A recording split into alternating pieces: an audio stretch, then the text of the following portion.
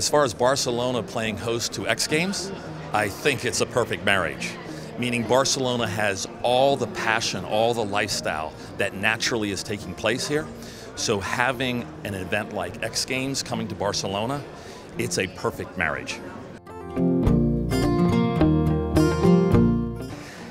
I think there is a big desire from the international side, the IOC side, to make sure that they are presenting sports that are youth relevant.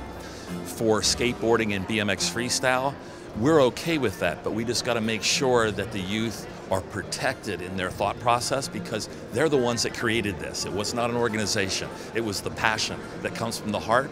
And as long as we can come together to make sure that that passion always is the governance, we're okay with going to the games.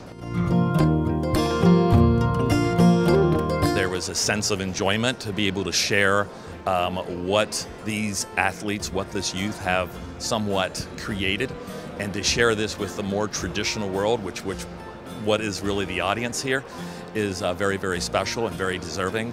And I think in the future, these kids, these youth, will somewhat re-educate sort of the thought process of how sport is thought of globally.